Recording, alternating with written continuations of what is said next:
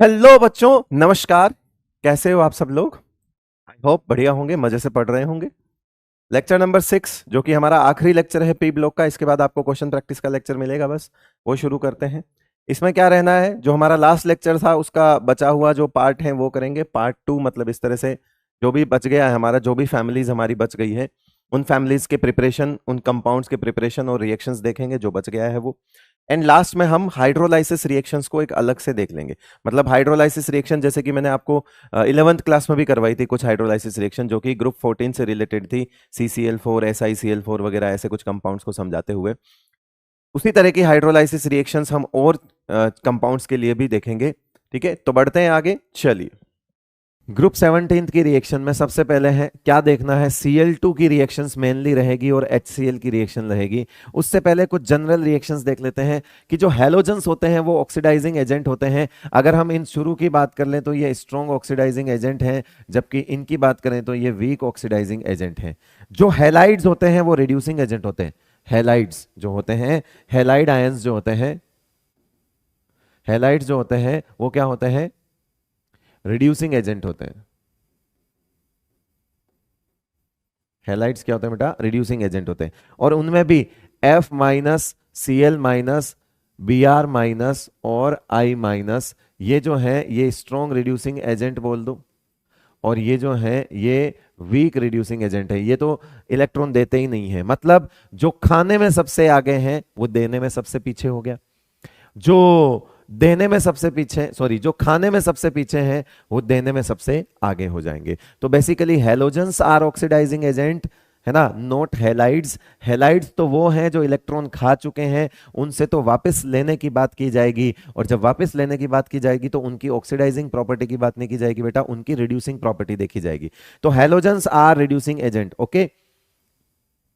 तो एनसीईआरटी में लिखा हुआ है कि अगर F2 अगर आप ले लेते हो F2, है ना, तो देखो F2 इससे, इससे और इसके, इसके, इसके और इसके तीनों के हैलाइड से इलेक्ट्रॉन छीन सकता है। तो पहली रिएक्शन लिख रहा हूं, बात को समझना मैं क्या समझाना चाह रहा हूं कि अगर मैं F2 लिख दूं और यहां पर X माइनस लिख दूं, ठीक है, तो यहां पे बन जाएगा F माइनस प्लस X2 बन जाएगा। ये X कौन कौन हो सकते हैं, तो इसके लिए F2 के लिए Cl हो सकता है, Br हो सकता है और I हो सकता है जो इसके पीछे आ रहे हैं। फिर अगर मैं यहाँ Cl2 लिख दूं और फिर यहाँ X माइनस लिख दूं तो बताओ यहाँ तो Cl माइनस हो जाएगा। Cl किस किस से इलेक्ट्रॉन छीन सकता है, जो उससे पीछे आ रहे हैं उसके हैलाइड आयन से। तो यहाँ बन जाएगा क्या, X2। जरा बताओ ये X कौन कौन से हो सकते हैं, ये Br हो सकता है और I हो सकता है बेटा। फिर अगर मैं यहाँ पर Br लिख दूं तो Br सिर्फ और सिर्फ I माइनस से ही इलेक्ट्रॉन छीन सकता है। वैसे तो आप पूरा लिख सकते हो I माइनस और X माइनस, ये क्या बन जाएगा Br2, है ना, Br2, सॉरी Br माइनस, और ये बन जाएगा आपका X2। यहां पर X क्या हो सकता है, I, ओनली I। X क्या हो सकता है, सिर्फ I। ठीक है, चाहो तो आप डायरेक्ट I माइनस भी लिख सकते थे यहां पर, क्योंकि वो एक ही है यहां पर। तो एनसीईआरटी ने एक पॉइंट लिखा हुआ है कि जो हैलोजन है वो अपने से ज्यादा एटॉमिक नंबर वाले हैलाइड आयन से, जो हैलोजन है, जो भी हैलोजन है वो अपने से ज्यादा एटॉमिक नंबर वाले हैलाइड आयन से इलेक्ट्रॉन छीन सकता है और उसके लिए ऑक्सीडाइजिंग एजेंट का काम कर सकता है। F2 अपने से ज्यादा एटॉमिक नंबर वाले हैलाइड हो गए, उसके लिए क्लोराइड, ब्रोमाइड और आयोडाइड, तो एक क्लोराइड, ब्रोमाइड और आयोडाइड के लिए कर सकता है ऐसा काम। तो एनसीईआरटी ने एक अच्छा सा पॉइंट लिखा हुआ, इस पॉइंट का मतलब इन तीन रिएक्शंस में छुपा हुआ है कि हैलोजन अपने से ज्यादा एटॉमिक नंबर वाले हैलाइड आयन से इलेक्ट्रॉन छीन सकता है, यानी उनके लिए वो हैलोजन ऑक्सीडाइजिंग एजेंट का काम कर सकता है। बहुत इंपॉर्टेंट रिएक्शन है बेटा, ध्यान रख लेना। उसके बाद आगे चल लेते हैं, है ना। एक पॉइंट जो यहां पर नोट कर लो, F minus F2 is strongest oxidizing agent due to high hydration enthalpy of F minus ion। देख लेना भाई, लिथियम भी स्ट्रॉन्गेस्ट ऑक्सीडाइजिंग एजेंट था, सॉरी लिथियम भी स्ट्रॉन्गेस्ट रिड्यूसिंग एजेंट था, रीजन सेम है। ये स्ट्रॉन्गेस्ट ऑक्सीडाइजिंग एजेंट है, रीजन सेम है। ये स्ट्रॉन्गेस्ट ऑक्सीडाइजिंग एजेंट है, वो लिथियम जो है वो स्ट्रॉन्गेस्ट रिड्यूसिंग एजेंट था, रीजन दोनों का हाइड्रेशन ही होगा, दोनों के आयंस का हाइड्रेशन जबरदस्त होता है, जो कि उनके लिए ये रीजन बनता है, हाइड्रेशन एनर्जी जो है वो रीजन बनता है बेटा। क्लियर है? चल सकते हैं आगे। चलिए फिर इसमें से आगे बढ़ते हैं और आगे देखते हैं क्या क्या रिएक्शंस दी हुई है। हेलोजेंस की रिएक्शंस वाटर के साथ दी हुई है, हेलोजन की रिएक्शंस जो है वो वाटर के साथ दी हुई है। तो F2 अगर H2O के साथ रिएक्शन करता है, F2 अगर H2O के साथ रिएक्शन करता है तो ये तो स्ट्रॉन्गेस्ट ऑक्सीडाइजिंग एजेंट है, स्ट्रॉन्गेस्ट ऑक्सीडाइजिंग एजेंट है, can oxidize oxygen of H2O। तो ये क्या करेगा, ऑक्सीडाइज करेगा तो खुद रिड्यूस हो जाएगा, HF प्लस O2 बना देगा। क्या बना देगा ये? HF प्लस O2 बना देगा। इसको देखकर क्लोरीन भी कूद गया, लेकिन क्लोरीन ने पानी का कुछ नहीं बिगाड़ा, पानी अभी भी -2 है, हाइड्रोजन +1 है। तो आप देखिए ये -2 का -2 ही रहेगा, प्रोडक्ट बनेगा क्या? प्रोडक्ट बनेगा HCl, ये देखो माइनस है ना, ये माइनस है लेकिन ये प्लस ही है, प्लस बनेगा HOCl, यानी कि ये +1 और ये -1। तो इलेक्ट्रॉन का चेंज तो यहां पर भी हुआ है बेटा, इलेक्ट्रॉन का चेंज तो यहां पर भी हुआ है, लेकिन आप ये देखो ना कि ऑक्सीजन अपनी ऑक्सीडेशन स्टेट नहीं बदल रहा है, यानी इसने इलेक्ट्रॉन छीना है। Cl2 ने इलेक्ट्रॉन छीना किससे? फिर अपने ही साथ वाले क्लोरीन से, मतलब गया था ये भी फ्लोरीन की तरह ऑक्सीजन से इलेक्ट्रॉन मांगने। क्यों? क्योंकि फ्लोरीन की तो औकात है, वो तो ऑक्सीजन के -2 को 0 में कन्वर्ट कर रहा है। लेकिन क्लोरीन भी देखा कि यार ये कर रहा है तो मैं क्यों नहीं कर सकता, इसके जैसा ही हूं, तो वो भी कूद गया। तो पानी ने बोला कि भाई देख, मैंने नहीं दिए, उसकी ताकत थी वो लेके गया, तेरी ताकत है तो तू लेके जा। बात जब ताकत की आई तो ये पीछे चला गया। इसको लो जाए, क्या मतलब है यार? तो फिर इसने कहा कि चलो कोई बात नहीं, अपन इलेक्ट्रॉन्स का, दोनों क्लोरीन ने आपस में बोला अपन इलेक्ट्रॉन्स का कैच कैच खेलते हैं, यानी कि तू हो जा प्लस और मैं हो जाता हूं माइनस। इसको बोलते हैं डिसप्रपोर्शनेट हो जाना। क्या बोलते हैं इसको? डिसप्रपोर्शनेट हो जाना। यहां पर ये डिसप्रपोर्शनेट हो गए। Br भी सेम हो गया बेटा, HBr और HOBr, है ना, ये दोनों जो हैं वो डिसप्रपोर्शनेट हो जाते हैं, डिसप्रपोर्शनेट,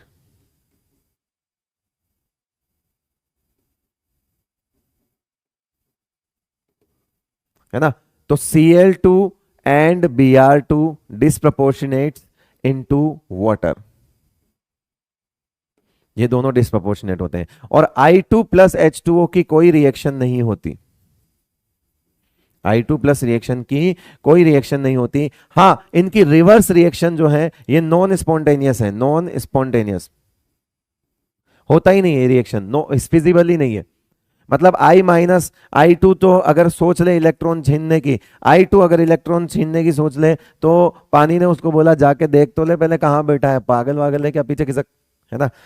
इसने फिर याद दिलाया, फ्लैशबैक चलाया, इसने फ्लैशबैक चलाया कि अगर तेरी जाति में कहीं इलेक्ट्रॉन पड़ा होता है ना, अगर तेरी जाति में कहीं इलेक्ट्रॉन पड़ा होता है तो मेरा जो जीरो वाला रूप है उसका इलेक्ट्रॉन छीन सकता है, उसका इलेक्ट्रॉन छीन सकता है। मतलब हम तेरे को ऐसा बना सकते हैं, बोला कि तू आया है हमसे, तू 0 वाला है और -2 वाले से इलेक्ट्रॉन मांग रहा है, तू पागल वागल है क्या? इसको उल्टा सोच, आजा तेरे को दिखाता हूं। तो उसको ऐसे करके हिप्नोटाइज करके उसको दिखाया कि सोच, मेरा ऑक्सीजन, यानी कि जब मैं 0 में होता हूं और तू माइनस में होता है तो मैं तेरे से इलेक्ट्रॉन छीन लेता हूं, है ना, और मैं तेरे को I2 और -2 में मैं खुद कन्वर्ट हो जाता हूं। उल्टी रिएक्शन जो है अगर फिजिबल है, उल्टा काम हो सकता है, और तेरे को शर्म नहीं आ रही, तू क्या कर रहा है ना। तो इसीलिए ये वाली रिएक्शन जो है, ये रिएक्शन हो जाती है, ये स्पॉन्टेनियस है, ये वाली रिएक्शन क्या है? स्पॉन्टेनियस है। बात समझ आ गई भाई? इसीलिए I2 पानी के साथ रिएक्शन नहीं करता, क्योंकि उसको पानी एक वो दिखा देता है झलक के रुक जा, तेरे को फ्लैशबैक दिखाता हूं। ये फ्लैशबैक दिखाया उसने, है ना। उसने कहा कि देख, अपने बीच में कुछ नहीं हो सकता, क्योंकि अपनी जो उल्टी प्रजातियां हैं, मतलब मैं 0 में और तू माइनस में जब होता है तो मैं तेरे से इलेक्ट्रॉन छीन लेता हूं, और तू उल्टा काम करने आया है यहाँ पे, भाग जा यहाँ से। कहता है चला जा यहाँ से, ठीक है भाई।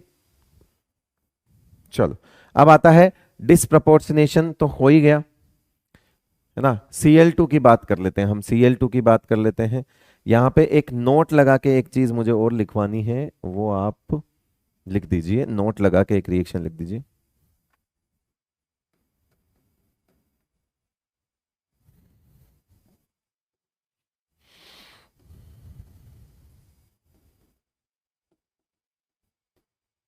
Disproportionation of Cl2 and Br2 increases in basic medium।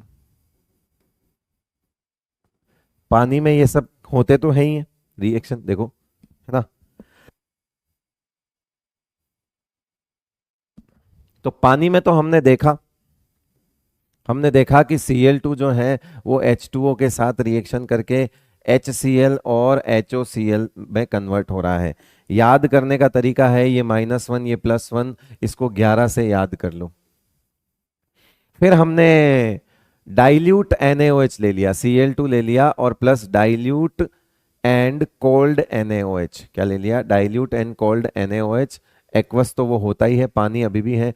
अब प्रोडक्ट बनेगा सेम, बस H की जगह Na लगा दो, NaCl प्लस NaOCl। इसको भी याद करने का तरीका है 11, इसको भी याद करने का, क्योंकि ये भी ये भी +1 -1 और ये भी क्या हो जाएगा +1, इसको भी याद करने का है 11। लेकिन अगर आप बेसिक मीडियम बढ़ाते हो तो डिस्प्रपोर्शनेशन और बढ़ता है। जैसे अगर आपने ले लिया Cl2 plus concentrate and hot NaOH, अगर आपने ये ले लिया तो आपने बेसिक मीडियम बढ़ा लिया।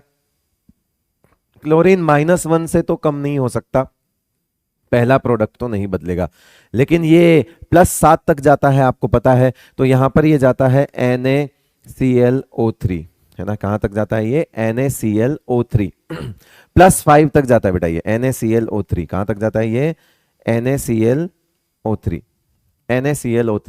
है ना। HClO3 होता है, उसका सोल्ट है NaClO3। इसको याद करने का तरीका है, ये 5 है, ये -1 है, यहाँ पे 15।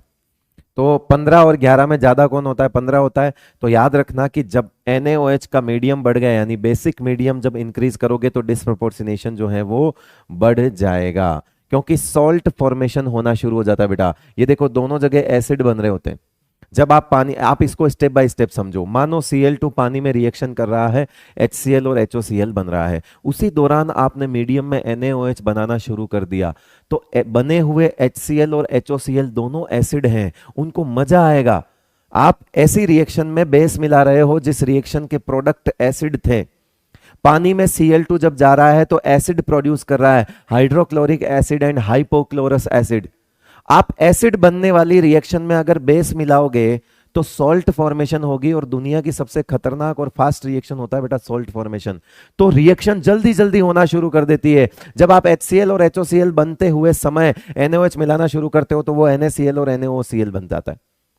जब आप कंसंट्रेट और हॉट NaOH मिलाना शुरू कर दो तो वो और तगड़ी तरीके से, स्पीड तो बढ़ती ही बढ़ती है, ब्रैकेट भी बड़ा हो जाता है डिस्प्रपोर्शनेशन का। पहले वो -1 से +1 ही डिस्प्रपोर्शनेट हो रहा था, अब वो -1 से +5 तक डिस्प्रपोर्शनेट हो जा रहा है। तो रीजन है कि ऐसा क्यों हो रहा है कि why disproportionation of Cl2 and Br2 increases in basic medium. Reason है एसिड को बेस पसंद है। क्या है रीजन है, एसिड को बेस पसंद है। ये एसिड बन रहे हैं, है ना, ये एसिड बन रहे हैं, और इनमें अगर आप बेस मिलाना शुरू कर दोगे तो रिएक्शंस फास्ट हो जाएंगी, डिस्प्रपोर्शनेशन ज्यादा हो जाएगा। रीजन है एसिड को बेस पसंद है।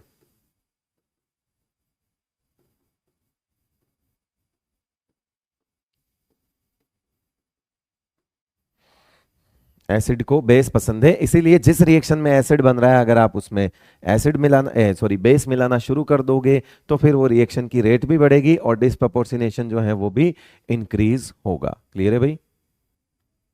चलो, तो एक काम आपको करना है आपको होमवर्क दे के जा रहा हूं, और वो होमवर्क क्या है कि आपको Br2 की reaction dilute NaOH cold NaOH के साथ करनी है, और Br2 की प्रोडक्ट सेम बनेंगे, है ना। बता देता हूँ होमवर्क क्या है, NaBr NaOBr NaBr NaBrO3 बना देना बेटा, है ना।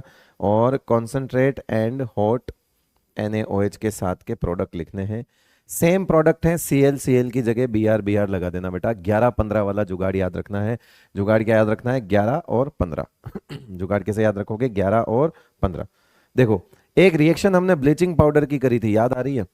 मैंने बोला भी था कि वो पी ब्लॉक में आएगी। कि मान लिया कि हमने ले लिया Cl2 और इस बार हमने बेसिक मीडियम NaOH का नहीं, कैल्शियम हाइड्रोक्साइड का ले लिया। ये है नॉन मेटल Cl2, जिसकी रिएक्शन अभी तक हम NaOH के साथ देख रहे थे, अब किसके साथ देख लेंगे? हम कैल्शियम हाइड्रोक्साइड के साथ देख लेंगे। तो ये बदल जाता है CaCl2 और CaOCl2, है ना। और ब्लीचिंग पाउडर का एक्चुअल फॉर्मूला भी बताया था मैंने। तो बेसिकली ये भी -1 और +1 वाला क्लोरीन ही है, तो ये भी 11 वाली रिएक्शन ही तो है बेटा। ये भी सेम रिएक्शन है, कोई फर्क थोड़ी है। ये ब्लीचिंग पाउडर के बनने की रिएक्शन है। ब्लीचिंग पाउडर कैसे बनता है, ये उसकी रिएक्शन है। क्लियर है भाई? और ब्लीचिंग पाउडर का एक्चुअल फॉर्मूला मैंने आपको एस ब्लॉक में बता रखा है, दोबारा नहीं लिखूंगा। वही 1.2.3.2H2O करके कर देना बेटा। ओके, उसके बाद हम बढ़ते हैं आगे Cl2 गैस के बारे में, है ना। Cl2 की प्रिपरेशन देख लेते हैं हम। Cl2 गैस जो है वो क्या होती है, Cl2 की प्रिपरेशन देख लेते हैं। आइए, कि कहीं से भी आपको Cl- मिले, चाहे वो किसी आयनिक कंपाउंड से हो या किसी भी HCl, या तो HCl ले लो या कोई Cl- का सोर्स ले लो। Cl- से अगर आप इलेक्ट्रॉन छीन लोगे तो वो Cl2 में कन्वर्ट हो जाएगा। बस इसको ध्यान में रखो। यानी इलेक्ट्रॉन छीनने वाले के लिए यहां पर ऑक्सीडाइजिंग एजेंट की जरूरत पड़ेगी। और ऑक्सीडाइजिंग एजेंट, क्योंकि क्लोरीन खुद एक अच्छा ऑक्सीडाइजिंग एजेंट होता है, तो क्लोरीन से कौन इलेक्ट्रॉन छीनेगा? तो फिर क्लोरीन से इलेक्ट्रॉन छीनने वाला एक तो वही है जो क्लोरीन से पहले आता है, और वो है फ्लोरीन। तो ये बना सकता है, ये खेल खेल सकता है इसके साथ।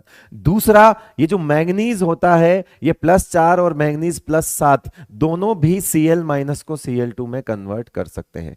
मतलब Cl2 की प्रिपरेशन कैसे होती है, पहले तो ये समझो। Cl2 की प्रिपरेशन होगी जब हम Cl- से इलेक्ट्रॉन छीन लेंगे तो वो Cl2 गैस बन जाएगा। इलेक्ट्रॉन छीनने के लिए कोई तगड़े लोग चाहिए, क्योंकि Cl2 खुद एक स्ट्रॉन्ग ऑक्सीडाइजिंग एजेंट होता है। तो उससे इलेक्ट्रॉन छीनने के लिए उससे भारी वाले लोग ही चाहिए। उससे भारी आता है एक तो फ्लोरीन, वो कर सकता है क्योंकि उससे पीछे आता है क्लोरीन। MnO2 कर सकता है, Mn+7 यानी कि MnO4 कर सकता है। ठीक है भाई, ये चीजें हैं। ये सब के सब क्या होते हैं, ये भी ऑक्सीडाइजिंग एजेंट हैं, ये भी ऑक्सीडाइजिंग एजेंट हैं, ये भी ऑक्सीडाइजिंग एजेंट है। और मैंने बताया कि वहां ऑक्सीडाइजिंग एजेंट होगा तभी वो Cl2 में कन्वर्ट होगा। इंडस्ट्रियल प्रिपरेशन में भी सेम चीज है, कि इंडस्ट्रियल प्रिपरेशन में भी जो Cl- होगा उसको हम Cl2 में कन्वर्ट करेंगे। O2 ये काम कर सकता है, but in presence of CuCl2। इसको कहा जाता है डेकन्स प्रोसेस। ये हमने O2 की रिएक्शन में भी देखा था। इलेक्ट्रोलाइसिस होगा तब भी Cl2 गैस एट एनोड, है ना, एट एनोड हमको मिल जाएगी। क्योंकि एनायन है, वो एनायन कहाँ जाएगा? एनोड पे जाएगा। और कौन सी गैस बन जाएगा बेटा? Cl2 गैस बन जाएगा। और याद होगा आपको ये गैस कैसे, ये सॉल्व अमोनिया प्रोसेस में भी बनती है। NaCl का जब इलेक्ट्रोलिसिस होता है तब भी बनती है बेटा। चलो, तो ये Cl2 की प्रिपरेशन हो गई। Reactions of Cl2। Cl2 खुद क्या है? एक ऑक्सीडाइजिंग एजेंट है, तभी तो उससे स्ट्रॉन्ग ऑक्सीडाइजिंग एजेंट की हमको जरूरत पड़ी। तो Cl जो है खुद ऑक्सीडाइजिंग एजेंट है। क्या मानते हो यहां पर जो है Cl2 रिएक्शन, जब इन सब के साथ Cl2 रिएक्शन करेगा तो इसको ऑक्सीडाइज, इसको इसको सबको ऑक्सीडाइज करेगा। तो Fe तो हो जाएगा +3 में, Sn हो जाएगा +2 में, सॉरी Sn हो जाएगा +4 में, SO2 जो है वो SO3 में कन्वर्ट हो जाएगा, सल्फाइड जो है वो सल्फेट में कन्वर्ट हो जाएगा, Na2SO3 है वो Na2SO4 में कन्वर्ट हो जाएगा। सब जगह पे देख लो आप, सल्फर +4 है, सल्फर +6 में आ गया, +6 में आ गया, +6 में आ गया, 4 में आ गया, 3 में आ गया। FeSO4 है वो आयरन +3 वाला सल्फेट बन जाएगा। आयरन +3 वाला सल्फेट बनेगा तो क्या बनेगा? Fe2SO4 3 बन जाएगा बेटा। ये लो, फेरस सल्फेट फेरिक सल्फेट में कन्वर्ट हो जाएगा। ओके, उसके बाद अगर हम बात करें तो H2S किस में कन्वर्ट हो जाएगा? सल्फर में। NaNaCl में बदल जाएगा, ZnZnCl2 में बदल जाएगा, AlAlCl3 में बदल जाएगा। I- से I- और Br- से ये इलेक्ट्रॉन छीन लेता है तो ये I2 और Br2 में कन्वर्ट हो जाएंगे। ये लो, ये इसकी रिएक्शंस हैं। सारी रिएक्शंस एक साथ हो गई। कि Cl2 से क्या उम्मीद करते हो? ऑक्सीडेशन। ऑक्सीडेशन करेगा, अगलों का कर दिया, सबका ऑक्सीडेशन कर दिया बेटा उसने। ठीक है। नेक्स्ट रिएक्शन आती है Cl2 की, बहुत इंपॉर्टेंट है, पहले से लिखा हुआ है, very very important. Cl2 with NH3। Cl2 क्या है? ऑक्सीडाइजिंग एजेंट है, भूलना मत। ये कहाँ बेटा है? -3 में। तो सबसे पहली रिएक्शन हम लिखते हैं, मान लिया हमने ले लिया NH3 और Cl2 ले लिया, NH3 ले लिया और Cl2 ले लिया। इस बार Cl2 पहले तो लिया हमने एक्सिस, और दूसरी रिएक्शन हमने ले ली NH3 और Cl2, और उसमें NH3 को एक्सेस ले लिया। दोनों बातों में फर्क देखना। पहली रिएक्शन, दो रिएक्शन बताऊंगा, पहली रिएक्शन में Cl2 ज्यादा है और दूसरी रिएक्शन में NH3 ज्यादा है। दूसरी रिएक्शन में कौन ज्यादा है बेटा? NH3 ज्यादा है। जब Cl2 ज्यादा होगा तो ऑक्सीडेशन ज्यादा होगा, और ज्यादा ऑक्सीडेशन होगा, ऑक्सीडाइजिंग एजेंट ज्यादा है, ऑक्सीडेशन ज्यादा होगा, तो ये -3 से कहां आ जाएगा बेटा? ये बन जाएगा NCl3, ये +3 में आ जाएगा। ऑक्सीडेशन, इतना ज्यादा ऑक्सीडेशन कर दिया क्योंकि ऑक्सीडाइजिंग एजेंट बहुत ज्यादा है, तो -3 वाले सारे नाइट्रोजन किस में आ गए? NCl3 में आ गए। साथ में प्रोडक्ट क्या बन जाएगा बेटा? HCl बन जाएगा, क्योंकि ऑक्सीडाइजिंग एजेंट है तो माइनस वो वाला तो खुद तो रिड्यूस हो गई, तो वो 0 से कहां आ गया बेटा? -1 में आ गया। ठीक है। उसके बाद उल्टा काम करते हैं, अब Cl2 लेते हैं कम और NH3 लेते हैं ज्यादा, तो कुछ -3 वाले कुछ तो N2 में कन्वर्ट हो गए, और बाकी जो बचे है ना, बाकी जो बचे जब N2 में कन्वर्ट हुआ तो HCl बन गया, और ये जो है ये रिमेनिंग, ये जो आपका NH3 है, ये मैं क्या लिख रहा हूं? बचा हुआ। ये क्या है? Remaining NH3।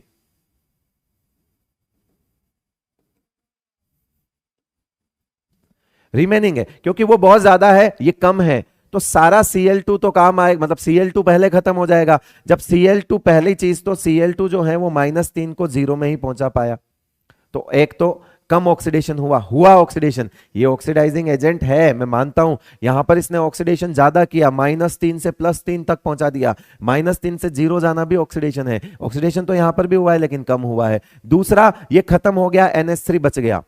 अब जो जो N2 में कन्वर्ट हुए वो साथ में HCl बने होंगे, जिस तरह से ऊपर HCl बना यहां पर भी बनेगा। लेकिन अगर HCl बन रहा है और मीडियम में अमोनिया बची हुई है, तो आपको तो पता ही है, अमोनिया अगर एसिडिक मीडियम में होगा तो अमोनियम आयन बन जाएगी, तो बन जाएगा NH4Cl। क्या बन जाएगा? फाइनल प्रोडक्ट क्या बन जाएगा बेटा? NH4Cl। आपको देखना यह है कि ऑप्शन में हो सकता हो HCl डायरेक्ट लिखा हो, ऑप्शन में हो सकता हो N2 + NH4Cl लिखा हो, तो N2 + NH4 जो है, N2 + NH4Cl जो है, ये फाइनल प्रोडक्ट हो जाएंगे बेटा आपके। क्या हो जाएंगे? ये आपके फाइनल प्रोडक्ट हो जाएंगे। ठीक है भाई। फिर आता है हाइड्रोक्लोरिक एसिड की प्रिपरेशन देख लेते हैं। हाइड्रोक्लोरिक एसिड की प्रिपरेशन देख लेते हैं। मैंने कहा था आपको रात को कि जो कंसंट्रेट H2SO4 होता है वो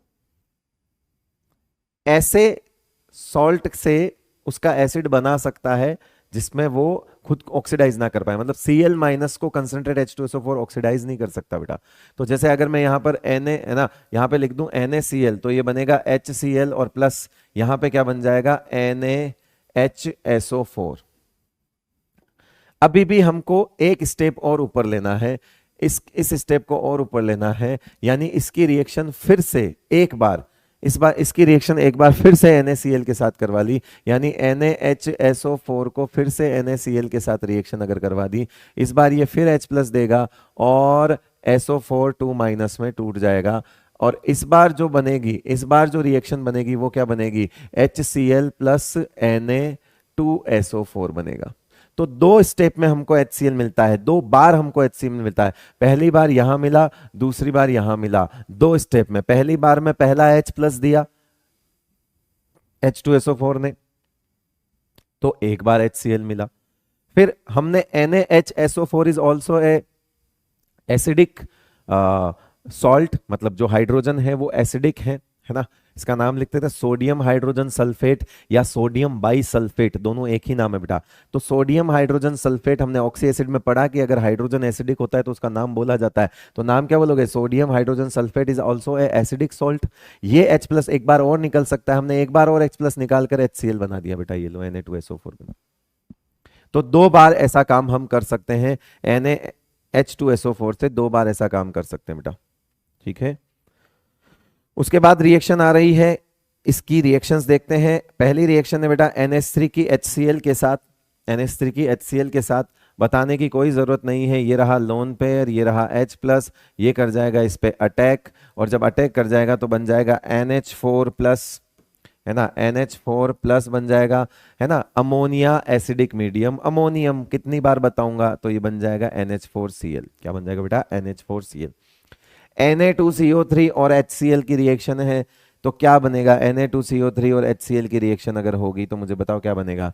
ये सॉल्ट है ना, स्ट्रॉन्ग बेस और वीक एसिड का सॉल्ट है, तो ये बेसिक हो गया, ये बेसिक हो गया, ये एसिडिक है तो H+ ये दे देगा। जब ये H+ दे देगा तो बताओ क्या बनेगा, आप खुद बताओ क्या बनने वाला है, सॉल्ट बन जाएगा। अरे भाई ये बेस है, ये एसिड है, तो सॉल्ट क्या बनेगा, NaCl बनेगा। साथ में आप या तो H2O+ CO2 लिख दो या H2CO3 लिख दो, आपकी इच्छा है, आप जैसा लिखोगे चल जाएगा। CO2+ H2O लिख दोगे तो भी चलेगा।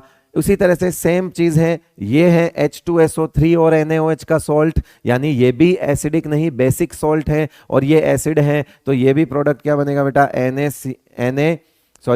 Na2SO3, इसका प्रोडक्ट क्या बनेगा, Na2 सॉरी गलत लिख दिया, ये भी बनेगा NaCl plus SO2 plus H2O। आप चाहो तो ये जो हैं ये किसके बराबर होते हैं, ये जो हैं किसके बराबर हैं, H2SO3 के बराबर है, और ये जो है ये किसके बराबर होता है, H2CO3 के बराबर होता है।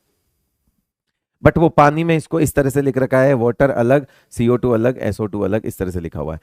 Fe प्लस HCl की रिएक्शन अगर होगी तो FeCl2 बनता है, FeCl3 नहीं बनता है, FeCl3 नहीं बनता है। कारण FeCl2 जब बनेगा तो H2 गैस बनेगी, है ना। FeCl2 जब बनेगा in this reaction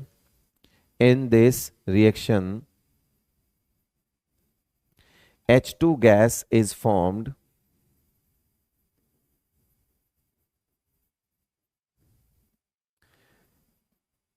which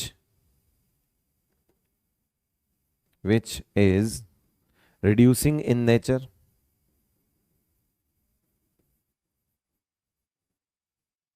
and prevents formation of FeCl3, यानी कि उसको रोकती है। H2 गैस रिड्यूसिंग है बेटा, H2 गैस रिड्यूसिंग है तो वो क्या करती है, Fe3+ अगर बनेगा भी तो उसको किस में कन्वर्ट कर देगी, Fe2+ में कन्वर्ट कर देगी, क्योंकि वो रिड्यूसिंग एजेंट होती है। तो एनसीईआरटी सॉल्ट एग्जाम्पल में एक बात लिखी हुई है, एनसीईआरटी सॉल्ट एग्जाम्पल में एक बात लिखी हुई है कि जो FeCl2 बनता है FeCl3 क्यों नहीं बनता।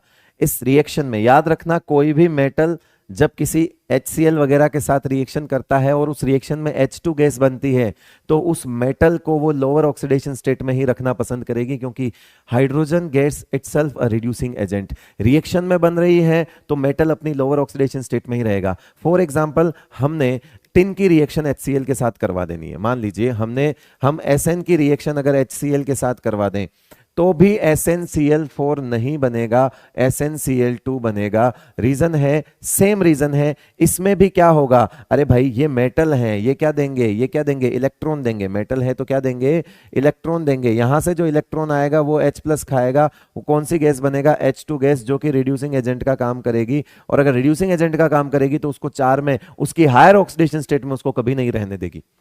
यही रीजन है कि FeCl3 नहीं बनता, FeCl2 बनता है, और यही रीजन है कि SnCl4 नहीं बनता, SnCl2 बनता है।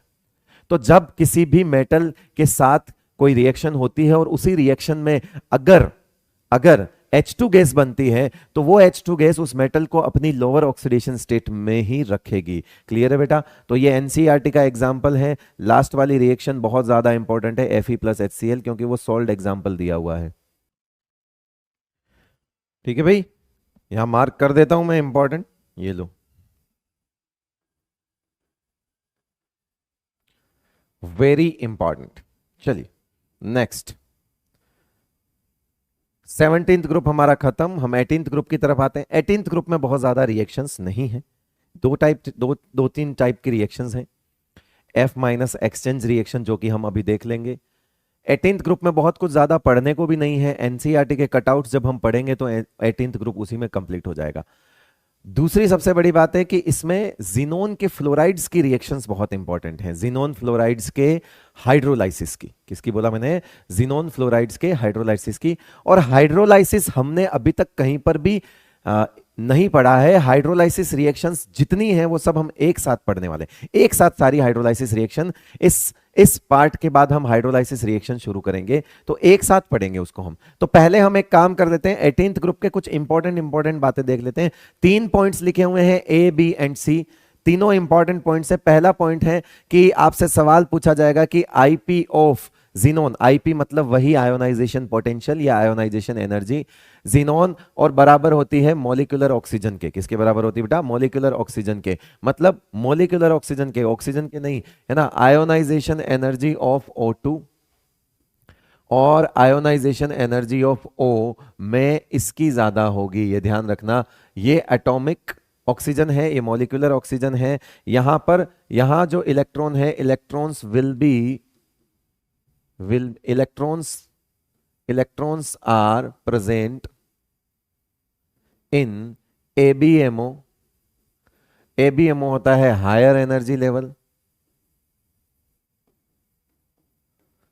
Higher energy level. So the removal, so electron removal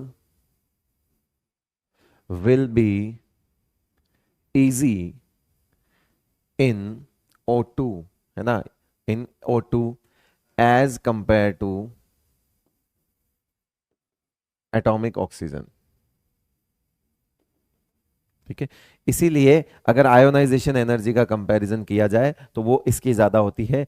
molecular oxygen और एटॉमिक ऑक्सीजन में से एटॉमिक ऑक्सीजन की आयोनाइजेशन एनर्जी जो है वो ज्यादा होती है।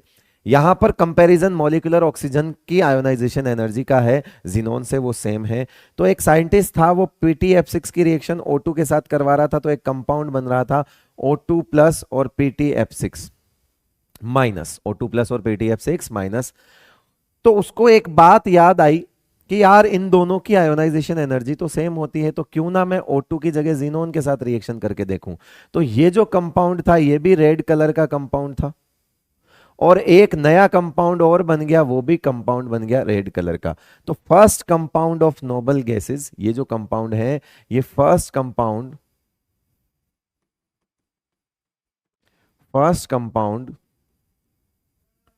Of noble gases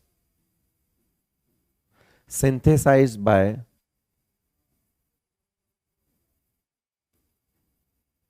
nil Bartlett. किससे सिंथेसाइज हो गया ये? कौन, किसने सिंथेसाइज किया? नील बार्टलेट ने जो है वो सिंथेसाइज किया भाई। ठीक है, तो ये कुछ पॉइंट्स जो हैं वो देख लेना। अब है जिनोन फ्लोराइड्स कैसे बनते हैं, है ना। 4 तरह की चीजें हम देखेंगे इसमें, 4 तरह की चीजें। देखो, अगर मुझे जिनोन प्लस फ्लोरीन से XeF2 बनाना है, अगर मुझे जिनोन प्लस फ्लोरीन से XeF4 बनाना है, और अगर मुझे जिनोन प्लस फ्लोरीन से XeF6 बनाना है, तो मैं कैसे कैसे बना सकता हूं। देखो, अगर मुझे वहां 2 फ्लोरीन लगाने हैं या 4 लगाने हैं या 6 लगाने हैं, तो इतना पता चल रहा है कि 2 तब लगेंगे जब ये एक्सिस में होगा और फ्लोरीन कम होगा। जब ये 1:5 रेशियो में होंगे तो ज्यादा लगेंगे, ये 1:20 रेशियो में जब ले लोगे तो और ज्यादा लग जाएंगे। तो ये अगर फ्लोरीन का रेशियो बढ़ेगा तो नंबर ऑफ फ्लोरीन जो है वो ज्यादा होंगे जिनोन फ्लोराइड में। एक और तरीके से भी हो सकता है कि XeF4 को हम O2F2 के साथ रिएक्शन करवा दें। ये फ्लोरोनेटिंग एजेंट होता है, फ्लोरीनेटिंग एजेंट। क्या होता है ये? फ्लोरीनेटिंग एजेंट होता है। तो ये क्या देता है? F- डोनर होता है। ये क्या होता है? ये F- डोनर। तो इधर से ये 2F- इसके लगा देगा, उससे भी क्या बन जाएगा बेटा? XeF6 बन सकता है। उससे भी क्या बन सकता है? XeF6 बन सकता है। ऐसा एनसीईआरटी में दी हुई है, कभी आज दिन तक पूछी तो नहीं गई है, पर क्या पता कब दिमाग घूमे एग्जामिनर का और ऐसी फालतू चीजें भी पूछ ले तो पूछ ले बेटा। फिर आता है F- एक्सचेंज रिएक्शन। क्या था बेटा? F- exchange reaction. ये F माइनस एक्सचेंज रिएक्शन का जुगाड़ क्या है, जुगाड़ बता देते हैं। जुगाड़, F माइनस जो डोनर होते हैं और एक जगह पे हमको F माइनस एक्सेप्टर चाहिए। F माइनस एक्सेप्टर होंगे पी ब्लॉक वाले और ये जो होंगे ये एल्कली मेटल्स होंगे। बस इतना ध्यान रखो, और कौन डोनेट करेगा किस तरफ जाएगा सब देख लो। ये पी ब्लॉक है, ये एक्सेप्टर होगा, इसका मतलब बनेगा XCF तो बन जाएगा बेटा प्लस, F माइनस इधर से इधर जाएगा और ये बन जाएगा PF6 माइनस। ये लो, ये एस भी है, ये भी एक्सेप्ट करेगा तो ये बन जाएगा XCF3 तो बन जाएगा प्लस, और ये बन जाएगा SBF6 माइनस। ये लो, ये देखो CS है, एल्कली मेटल है, एल्कली मेटल तो खुद देगा तो सीजियम आ जाएगा इधर प्लस, और ये बन जाएगा XCF7 और ये बन जाएगा माइनस। ये देखो रुबिडियम फिर से एल्कली मेटल है, ये F माइनस डोनर होगा तो ये बन जाएगा रुबिडियम प्लस और ये बन जाएगा XCF5 माइनस। CS फिर से दे देगा, देखो ये है सीजियम प्लस, ये हो गया सीजियम प्लस, ये बन जाएगा XCF5 माइनस। ये Bi है, ये तो एक्सेप्ट करेगा ना बेटा, तो ये बन जाएगा XCF प्लस और BiF6 माइनस। ये बन गया। तो जुगाड़ क्या है, जुगाड़ सीधा सीधा एल्कली मेटल तो F माइनस डोनर मान लो और F माइनस एक्सेप्टर मान लो पी ब्लॉक को। अगर आपको यही पता लग जाए कि कौन डोनर कौन एक्सेप्टर, तो बाकी के प्रोडक्ट तो लिख देना, जिधर से F माइनस गया है उसको तो प्लस कर देंगे और जिधर आया है उसको क्या कर देंगे बेटा, माइनस कर देंगे। क्लियर है? तो ये F माइनस एक्सचेंज रिएक्शन होती है। एक और रिएक्शन F माइनस एक्सचेंज में लिख देते हैं, एक और रिएक्शन लिख देते हैं कि अगर रिएक्शन हो किसके साथ, XCF6 और SBF5 के साथ, XCF6 और SBF5 के साथ, प्रोडक्ट बोलो क्या लिख दोगे, XEF5 प्लस और ये क्या बन जाएगा, SBF6 माइनस। करेक्ट है भाई? सही है, चलिए नोट कर लो फटाफट फिर आगे बढ़ते हैं। Hydrolysis reactions of various compounds. अब रिएक्शंस हम पढ़ चुके हैं, लेकिन हाइड्रोलाइसिस एक टाइप होता है रिएक्शन का जिसमें कुछ नहीं है, पानी टूटकर रिएक्शन करता है। हाइड्रोलाइसिस, देखो लाइसिस वर्ड का मतलब क्या है, पानी टूटकर रिएक्शन करेगा। अब पानी टूटेगा तो पानी किस में टूटेगा मुझे बताओ, क्या H2O है वो किस में टूटेगा, H प्लस और OH माइनस में टूटेगा, इसी में टूटेगा, H प्लस और OH माइनस पे टूटेगा। जो OH माइनस है वो अटैक करेगा सेंट्रल एटम पे, जो OH माइनस है वो कहां जाएगा, OH माइनस वाला पार्ट किस पर जाएगा, ये किधर जाएगा, अटैक किस पे करेगा, अटैक ऑन सेंट्रल एटम, और जो है वो किस पर करेगा, सराउंडिंग एटम पे करेगा। वो दो पार्ट में टूट जाएगा। हाइड्रोलाइसिस, पानी का टूट जाना, हाइड्रोलाइसिस, लाइसिस का मतलब होता है टूट जाना।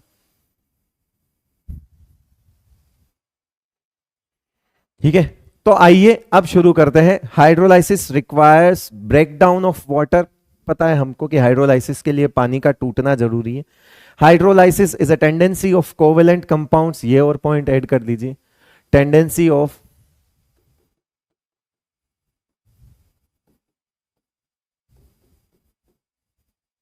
Covalent compounds. इसका मतलब है तुरंत हम ये लिख सकते हैं, है ना, तुरंत हम लिख सकते हैं कि कोवेलेंट कैरेक्टर, अगर कोवेलेंट कैरेक्टर बढ़ेगा तो हाइड्रोलाइसिस टेंडेंसी भी बढ़ेगी। ठीक है, ये भी हम, अगर कोवेलेंट कंपाउंड्स की प्रॉपर्टी है तो मैं जानता हूं कि हमने ऐसी चीजें पढ़ी हैं जिसमें कोवेलेंट कैरेक्टर बढ़ते हैं। तो कोवेलेंट कैरेक्टर बढ़ने पर फिर आपको एक चीज और ध्यान रखनी है कि हाइड्रोलाइसिस की कंडीशंस भी ज्यादा आएंगी। अगर किसी में आयनिक कैरेक्टर बढ़ेगा तो हाइड्रोलाइसिस टेंडेंसी क्या हो जाएगी, कम। तो मैं यहां साथ के साथ लिख देता हूं कि अगर आयनिक कैरेक्टर बढ़ा तो हाइड्रोलाइसिस टेंडेंसी क्या हो जाएगी,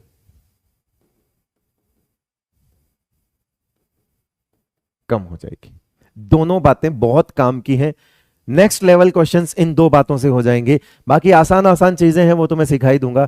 central atom must have positive charge, partial positive charge and vacant orbital, क्योंकि सेंट्रल एटम को ये चाहिए पानी का OH माइनस, माइनस चाहिए तो बुलाने के लिए प्लस होना चाहिए, और डब्बा खाली इसलिए चाहिए क्योंकि हाइड्रोक्सिल आयन का लोन पेयर ही अटैक करेगा। तो अगर मैं हाइड्रोलाइसिस की बात करूं तो देखो, हाइड्रोलाइसिस को मैं बताऊं कि पानी आएगा ना, पानी आएगा, लोन पेयर लाएगा, सेंट्रल एटम के वैकेंट ऑर्बिटल में दे जाएगा,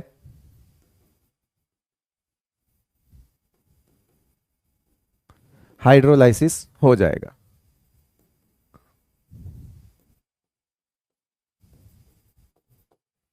हाइड्रोलाइसिस हो जाएगा, पानी आएगा, लोन पेयर लाएगा, सेंट्रल एटम के वैकेंट ऑर्बिटल में दे जाएगा, हाइड्रोलाइसिस हो जाएगा, खत्म। इतनी सी बात ध्यान रखो, ठीक है। तो जरा बताओ, मान लो मेरे पास कोई कंपाउंड है, मैंने कंपाउंड ले लिया Al, मैंने क्या कंपाउंड ले लिया Al, जिसमें ये सेंट्रल एटम है तो इस पर पार्शियल पॉजिटिव है, इस पर क्या है बेटा पार्शियल नेगेटिव है। ये आपका लिविंग ग्रुप है, इसको क्या बोलते हैं हम, लिविंग ग्रुप,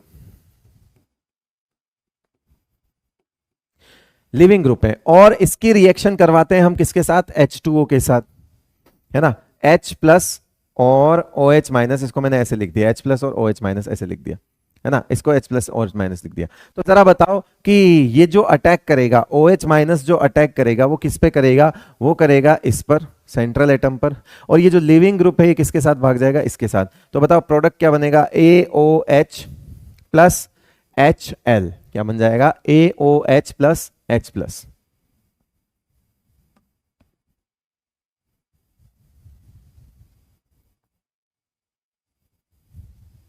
ठीक है, तो पानी आएगा, लोन पेयर लाएगा, सेंट्रल एटम के वैकेंट ऑर्बिटल में दे जाएगा, हाइड्रोलाइसिस हो जाएगा। यानी कि H प्लस और OH माइनस में टूटेगा, ये OH माइनस का बेसिकली कोई लोन पेयर ही होगा जो उसके वैकेंट ऑर्बिटल में देगा, और साथ में लिविंग ग्रुप जो होगा, जैसे ही OH माइनस अटैक करेगा लिविंग ग्रुप छोड़ देगा, और जो लिविंग ग्रुप छोड़ेगा, आप जितने लिविंग ग्रुप हैं वो सब छोड़ देंगे। तो जैसे मैं आपको बता देता हूं कि यहां पर हम बात कर लेते हैं, जैसे मान लीजिए मैंने लिख दिया एक चीज, जो हम काम की बात हम यहां पर कर लेते हैं कि मान लीजिए मैंने लिख दिया CCl4, क्या लिख दिया मैंने, CCl4, या इसको एक काम करते हैं BCl3 लिख देते हैं, क्या लिख दिया हमने, BCl3, ठीक है। BCl3 में अगर मैं हाइड्रोलाइसिस करवाऊं तो मुझे इसमें लिविंग ग्रुप कितने हैं, 3 है, इसमें लिविंग ग्रुप कितने हैं, 3 है, BCl, Cl और Cl है। अब इनकी जगह पे अटैक होगा तो इधर जाएगा OH माइनस, है ना, इधर जाएगा OH माइनस और इधर भी जाएगा OH माइनस, यहां जाएगा H प्लस और यहां जाएगा H प्लस। तो जरा बताओ इसके लिए, हालांकि मैं बैलेंस करता नहीं हूं पर आपको दिख रही है बात साफ साफ कि इसके लिए 3 H2O की जरूरत पड़ेगी, ये बन जाएगा BOH का whole thrice, orthoboric acid, plus क्या बन जाएगा 3HCl बन जाएगा।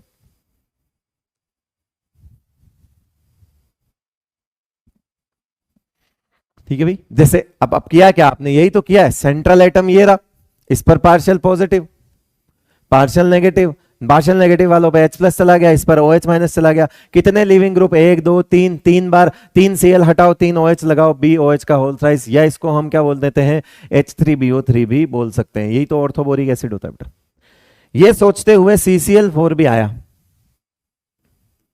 अगला जो हम लिख रहे हैं वो भी सोचते हुए हम कहा आया, CCl4 भी आया, है ना, CCl4 भी आया बेटा, इंपॉर्टेंट है देख लेना। CCl4 में का हाइड्रोलाइसिस नहीं होता, CCl4 का हाइड्रोलाइसिस नहीं होता, SF6 का भी हाइड्रोलाइसिस नहीं होता। दोनों बहुत काम की चीजें हैं, इंपॉर्टेंट सवाल हैं, डायरेक्ट पूछे जाने वाले सवाल हैं, दोनों का हाइड्रोलाइसिस नहीं होता। रीजन, कार्बन के पास वैकेंट ऑर्बिटल नहीं है।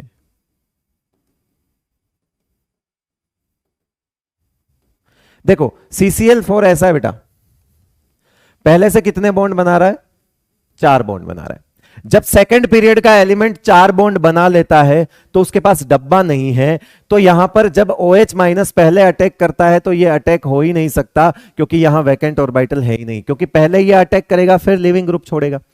पहले ये अटैक करेगा, एक अटैक मतलब एक ट्रांजिशन फेज बनेगी, एक ट्रांजिशन फेज बनेगी जिसमें इसको 5 बॉन्ड बनाने पड़ेंगे।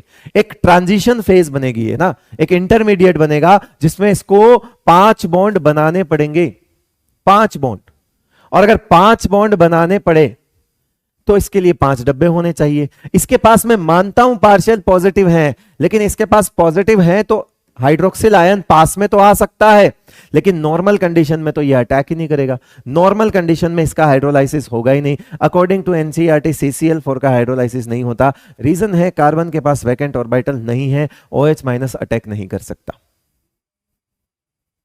ठीक है, उसके बाद SF6 का क्या करोगे?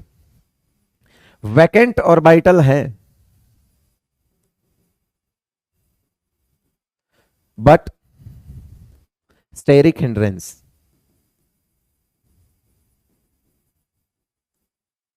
के कारण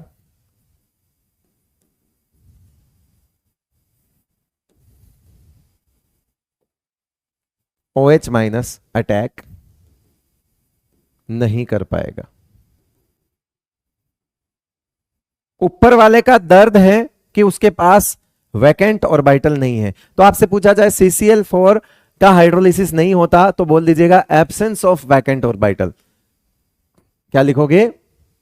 एब्सेंस ऑफ वैकेंट ऑर्बिटल। नीचे वाले के लिए सल्फर के लिए पूछे कि उसके पास तो वैकेंट ऑर्बिटल है, लेकिन मैं ये बोलूंगा कि सल्फर से जब 6 फ्लोरीन जुड़े हुए हैं तो ये जो फ्लोरीन लगे हुए हैं उसके बाद ये OH माइनस चारों तरफ घूम रहा है, लेकिन कहीं जगह नहीं मिल रही है कि अटैक कहां से करूं। तो जो 7वां बॉन्ड बनेगा वो बनेगा ही नहीं, क्योंकि ये घुस ही नहीं पाएगा, यहां पे भीड़ लगी हुई है चारों तरफ।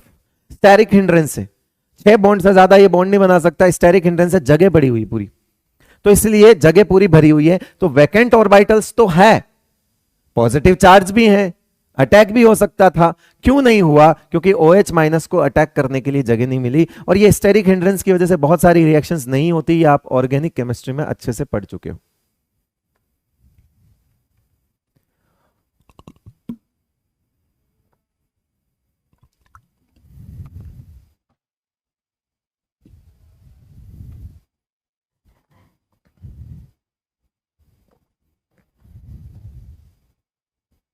सर बोरोन पर तो 2 वैकेंट ऑर्बिटल होती है। नहीं, बोरोन जब 3 बॉन्ड बनाता है तो एक डब्बा खाली होता है, क्योंकि सेकंड पीरियड वालों के पास वैकेंट ऑर्बिटल होते हैं कितने मुझे बताओ? सेकंड पीरियड वालों के पास वैलेंस शेल में ऑर्बिटल होते हैं 4 ही होते हैं।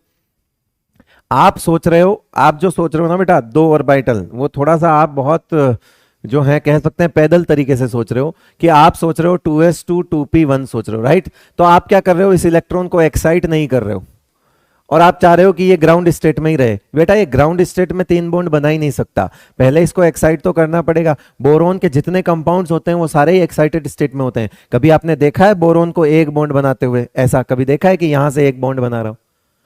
सुना है कभी कि BF3 होता है, BF नहीं होता? समझ रहा है? हाँ, तो 3 BF होते हैं, एक BF नहीं होता। तो क्योंकि एक कोवेलेंसी तो नॉर्मली ये शो कर ही नहीं सकता था, तो इसको तो एक्साइट करना ही पड़ेगा। अब बता बेटा कितने डब्बे खाली हैं? एक डब्बा खाली है, राइट? क्योंकि यहां से एक गया तो एक Cl Cl Cl 3 Cl तो वो जुड़े हुए हैं। अब इसके पास एक डब्बा खाली है, वहां पर वो OH माइनस अटैक करेगा। ठीक है, अब तो समझ आ गया? कोई बात नहीं, कोई दिक्कत नहीं, होता है ऐसा, होता है। अब समझ गया? अगर मैं ये इसका प्रोडक्ट बताओ AlCl3 प्लस मॉइस्चर, है ना, मतलब हाइड्रोलाइसिस ही करना है हमको बेसिकली। प्रोडक्ट बोलो क्या? कितने Cl? 3, तो कितने OH लगा दूं? ये लो, बन गया ये लो, बैलेंस कर लेना, कोई दिक्कत नहीं।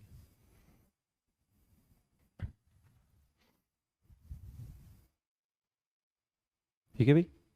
यस, कुछ भी केमिकल रिएक्शंस हैं, आप टेम्परेचर रिएजेंट वगैरह ड्रास्टिक कंडीशन ले आइए, सबका हो जाएगा होने को। मैं बात नॉर्मल कंडीशन की बात करूं बेटा, नॉर्मल कंडीशन की। चलिए, सो नेक्स्ट पॉइंट है SiCl4। देखो ये थोड़ा इंपॉर्टेंट पॉइंट है, देखते रहना, मजा आएगा। SiCl4 प्लस H2O, प्रोडक्ट बोलो जल्दी, जल्दी प्रोडक्ट बोलने का, जल्दी प्रोडक्ट बोलने का। लिख दिया भाई? ओ भाई देख भाई, इसको मैं क्या लिख दूंगा, SiOH का होल 4 प्लस क्या लिख दूंगा, HCl लिख दूंगा। लिख दिया, ठीक है। इसका कंप्लीट हाइड्रोलाइसिस होता है। अच्छा, ये कंप्लीट हाइड्रोलाइसिस का मतलब क्या है? कंप्लीट हाइड्रोलाइसिस का मतलब होता है जितने लिविंग ग्रुप हो सब हट जाए, जितने लिविंग ग्रुप हो सब हट जाए, सारा का सारा हाइड्रोक्साइड बन जाए, सारा का सारा क्या बन जाए, हाइड्रोक्साइड बन जाए, सारा का सारा हाइड्रोक्साइड बन जाए। अच्छा, किताब में इसका फाइनल प्रोडक्ट हो सकता हो SiO2 लिखा हुआ हो, किताबों में हो सकता हो इसको SiO2 लिखा हुआ, फर्क नहीं पड़ता। अगर यहां थोड़ा सा टेम्परेचर दे दोगे तो हाइड्रोक्साइड उसके ऑक्साइड में बदल जाता है, कोई फर्क नहीं पड़ता है। उसको लेकर बिल्कुल तनाव में ना रहे कि सर आपने जो रिएक्शन लिखवाई है वो हाइड्रोक्साइड की है और सर हमारे तो फाइनल प्रोडक्ट में ऑक्साइड लिखा हुआ है। हाइड्रोक्साइड और ऑक्साइड में महज कुछ टेम्परेचर का ही फासला होता है, यानी कि प्रोडक्ट में अगर आप हाइड्रोक्साइड लिखते हो और ऑक्साइड लिखते हो तो कोई फर्क नहीं, बहुत ज्यादा फर्क नहीं है। लेकिन प्रॉपर समझाने के हिसाब से मैं अभी हाइड्रोक्साइड ही बता रहा हूं, है ना, एक ही बात है वो। अगर आप ऐसा देखते हो तो इसको सोचकर इसने भी अटैक कर लिया। ये देखो, अगर मैं बोलूं SiF4 और उसकी रिएक्शन करवा दूं H2O के साथ, SiF4 उसकी रिएक्शन करवा दूं H2SO4 सॉरी H2O के साथ, अब देखना गेम क्या होता है बेटा, गेम थोड़ा सा बदलेगा। बदलेगा क्यों? क्योंकि देखो ये बनेंगे, SiOH का होल 4 बनेगा मैं मानता हूं, लेकिन साथ में H2SiF6 भी बन जाएगा। साथ में क्या बन जाएगा, H2SiF6। सर ये क्या हो गया, समझो बात को। इसको पहली बात तो बोलेंगे पार्शियल हाइड्रोलाइसिस। क्या बोलेंगे इसको, पार्शियल हाइड्रोलाइसिस। पार्शियल क्यों बोला, वापस सुनो, क्योंकि जितने सिलिकॉन है उनके साथ जो फ्लोरीन है वो नहीं होने चाहिए, जबकि यहां पर आपको सिलिकॉन के साथ फ्लोरीन दिख रहे हैं, जबकि यहां पर आपको सिलिकॉन के साथ फ्लोरीन दिख रहे हैं। यानी आपने जितना सिलिकॉन है उसको हाइड्रोक्साइड में कन्वर्ट नहीं किया बेटा, उसको हाइड्रोक्साइड में कन्वर्ट नहीं किया। इसका मतलब हुआ कि ये तो फिर से दिक्कत हो गई, सर ये कैसे बन गया, ये कैसे बन गया। तो इस रिएक्शन को समझते हैं, आइए ये रिएक्शन क्यों ऐसी हुई, पार्शियल हाइड्रोलाइसिस का रीजन देखते हैं। रीजन देखते हैं बेटा, रीजन सुनिए, रीजन क्या होता है वो सुनिए। मान लीजिए ये 10 मोल लिए आपने, मान लीजिए आपने SiF4 क्या किया, 10 मोल लिया। अब इसमें से जब रिएक्शन होना शुरू हुई, तो रिएक्शन जब इन दोनों की होना शुरू होगी तो समझना मेरी बात को, कि मान लिया शुरुआत में 5 मोल ने रिएक्ट कर लिया। क्या बोल दिया हमने, शुरुआत में 5 मोल ने, समझाने के लिए बता रहा हूं कि शुरुआत में हो सकता हो SiF4 और H2O की रिएक्शन हुई होगी, फिर यहां पर SiOH का होल 4 बना होगा, लेकिन साथ में HF भी बना होगा, साथ में HF भी बना होगा। जैसे ही HF बना होगा, अब देखो बेटा यहां है H प्लस और यहां है OH माइनस, अभी इसका हाइड्रोलाइसिस चल ही रहा था, ये पूरा SiF4 खत्म नहीं हुआ था, लेकिन प्रोडक्ट में H प्लस और F माइनस भी तो बनना शुरू हो गए। और जैसे ही ये प्रोडक्ट में, अब आप सोचो यहां H प्लस और OH माइनस है, यहां H प्लस और F माइनस है, और अभी वो पूरा पड़ा हुआ है, अभी ये सारा कन्वर्ट नहीं हुआ है, अभी बच रहा है। 10 मोल में से 5 मोल इसके बन गए, यूं समझ लो अभी आधा कन्वर्ट हो गया है हाइड्रोक्साइड में, आधा बचा हुआ है। यानी उस बचे हुए आधे पर OH माइनस भी अटैक कर सकता है, F माइनस भी अटैक कर सकता है। हुआ यही कि OH माइनस को पीछे छोड़कर F माइनस उस पर अटैक कर गया, और जब F माइनस उस पर अटैक कर गया तो ये किस में कन्वर्ट हो गया, SiF6 माइनस में। किस में कन्वर्ट हो गया बेटा, SiF6 माइनस में। और जो हाइड्रोजन 2 H प्लस ये रहे, ये दो जो H प्लस हैं, इसको सेटिस्फाई करने के लिए H2SiF6 बन गए।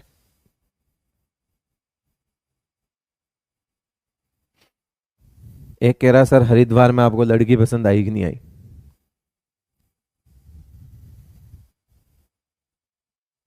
जवाब मेरे पास बहुत तगड़ा है लेकिन दूंगा नहीं।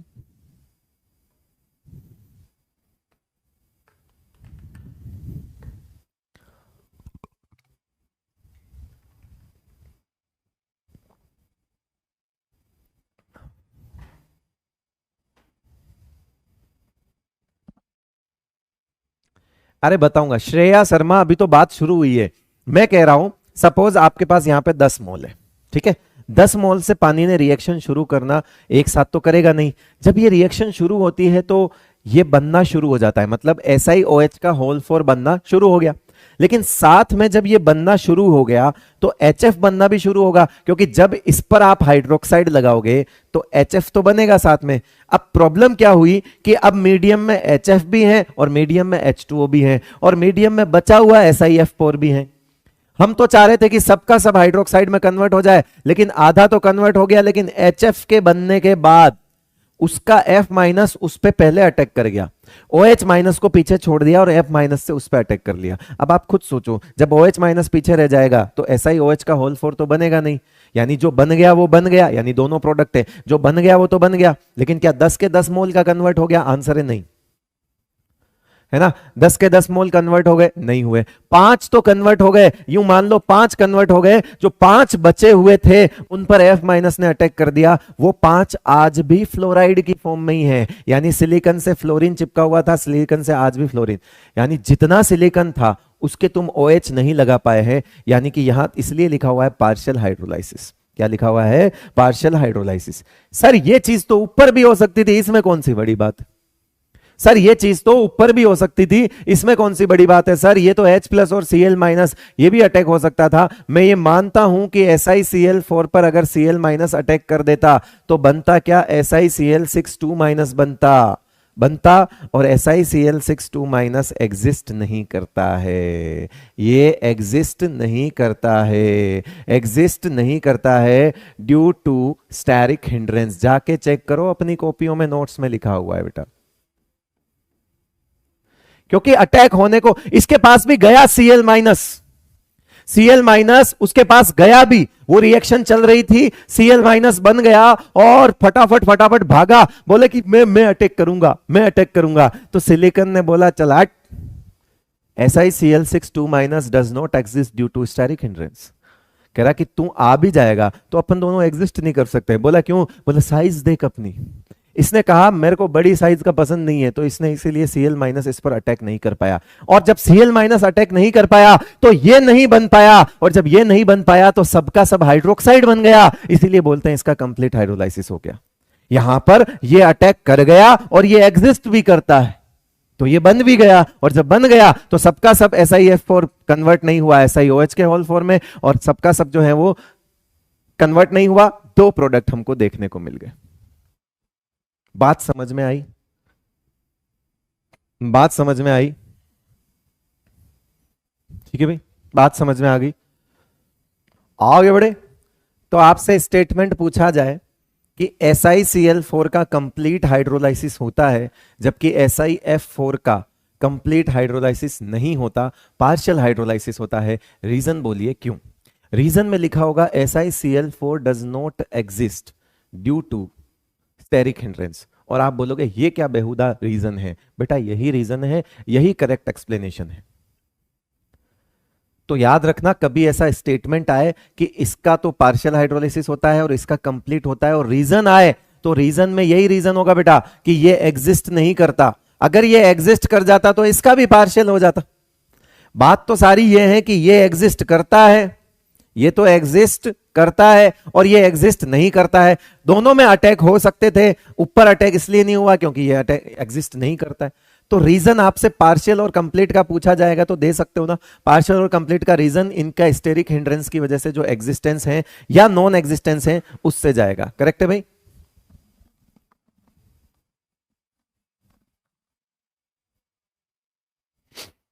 चले भाई शुरू करें।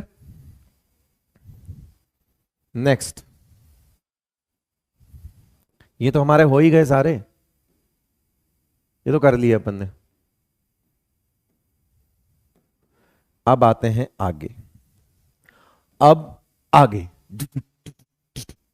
शक्तिमान। हाँ चलो भाई, NCl3H2O, इसका उल्टा होता है। उल्टा मतलब NCl3 का जो हाइड्रोलिसिस होता है उसमें क्या होता है कि N है ना, और Cl, और ये Cl और ये Cl, इसके पास बैठा है लोन पेयर। जब OH माइनस आया तो OH माइनस भी लोन पेयर लाया। इस लोन पेयर को देखकर इसका लोन पेयर घबराया, कह रहा भैया हम तो ना ले पाया। इसने बदल दिया इतिहास को, इसने बदल दिया इतिहास को और OH माइनस को बोला Cl माइनस के पास जाने को, यार कि तू इधर चला जा, है ना, कोई दिक्कत वाली बात नहीं। उसके पास डब्बे वब्बे भी हैं, लोन पेयर भी हैं, बट उसके पास डब्बे हैं, है ना। मेरे पास वैकेंट ऑर्बिटल नहीं है, मेरे पास वैकेंट ऑर्बिटल नहीं है, पर तू आया हुआ है तो आएगा, सम्मान करूंगा। दुनिया कहेगी कि उल्टा हुआ है, लेकिन कोई बात नहीं, कोई दिक्कत वाली बात नहीं है। प्रोडक्ट बोलो क्या, 3HOCl बन जाएगा। और जो H प्लस है, ये 3H+ अगर यहां जाएंगे तो प्रोडक्ट बोलो क्या बन जाएगा, NH3 बन जाएगा प्रोडक्ट। PCl3 का H2O के साथ रिएक्शन करते बेटा, PCl3 का सिंपल है, यहां कोई दिक्कत वाली बात नहीं है। उल्टा रिएक्शन होगा, मतलब ये एक स्पेशल केस ले लो, इसको उल्टा समझना है। ऐसा नहीं कि आप हर एक के लिए उल्टा देख लो, हर एक के लिए नहीं देखना है, बस ये खाली यहीं यहीं की बात है, इसको यहीं यहीं पे रहने दे, ठीक है, यहीं यहीं पे, इसको किसी को बताना नहीं है। ये चुपके से अपन ने लिख दिया एक बक्से में, ये अलग चीज है, ठीक है। PCl3 का हाइड्रोलिसिस करवा दो आप, अपने आप देखो चीजें आके जाएगी। 3 हाइड्रोजन, ठीक है, 3 OH इधर लगेंगे, ठीक है, और ये क्या हो जाएगा, PCl ऐसा हो जाएगा, है ना। और अटैक करवा दो, है ना, अटैक करवा दो HOH, है ना, HOH HOH HOH, और क्या निकाल दो, HCl क्या बन जाएगा, POH का होल थ्राइस, और साथ में क्या बन जाएगा, 3HCl बन जाएगा। क्या मैं इसको H3PO3 लिख सकता हूं बेटा, H3PO3। हाइड्रोलाइसिस रिएक्शन में जनरली कभी भी सेंट्रल एटम की ऑक्सीडेशन स्टेट नहीं बदलती, तो ये +3 का +3 ही रहेगी, ठीक है भाई। इसी तरह से इसका प्रोडक्ट बोल जाओ फटाफट, ASOH का होल थ्राइस प्लस क्या हो जाएगा, 3HCl। लेकिन सामने यहां पर इधर जब रिएक्शन करवाई, है ना, तो रिएक्शन में ऐसा आया, SbOCl आया और उसका PPT आया, BiOCl आया और उसका PPT आया। इनका पार्शियल हाइड्रोलाइसिस हुआ due to increase in ionic character, hydrolysis tendency decrease हुई। टॉप टू बॉटम आ रहे हो, टॉप टू बॉटम आ रहे हो तो आयनिक कैरेक्टर बढ़ता है, top to bottom ionic character बढ़ता है बेटा, क्योंकि कैटायन की साइज क्या होती जा रही है, बड़ी। इधर से इधर आ रहे हो तो N+, N3+, P3+, AS3+, SB3+ और Bi3+ है। लेकिन आप देख रहे हो कि इनमें साइज बढ़ती जा रही है। जब साइज बढ़ती जाएगी तो इनका कोवेलेंट कैरेक्टर डिक्रीज होता जाएगा। उल्टा, फजान रूल का उल्टा सोचो बेटा, फजान रूल का उल्टा। कैटायन होना चाहिए छोटा, लेकिन नीचे से ऊपर से नीचे आ रहे हैं तो कैटायन की साइज बढ़ रही है। तो फजान का उल्टा सोचो, उसमें आयनिक कैरेक्टर बढ़ेंगे क्योंकि कैटायन तो बड़ा होता जा रहा है, उल्टा सोचिए। तो इसका मतलब है इनमें आयनिक कैरेक्टर होने की वजह से इनका हाइड्रोलाइसिस तो हुआ, लेकिन आज भी जब आप प्रोडक्ट देख रहे हो तो Sb के साथ Cl लगा हुआ है, Bi के साथ Cl लगा हुआ है। पूरी तरह से आप उससे लिविंग ग्रुप नहीं छुड़वा पाए हो, इसीलिए उसको बोला जाता है पार्शियल हाइड्रोलाइसिस। इसीलिए क्या बोला जाता है उसको, पार्शियल हाइड्रोलाइसिस। बात समझ आई? ठीक है भाई। अब देखते हैं हाइड्रोलाइसिस, नोट कर लिया हो तो आगे बढ़ जाते हैं फटाफट।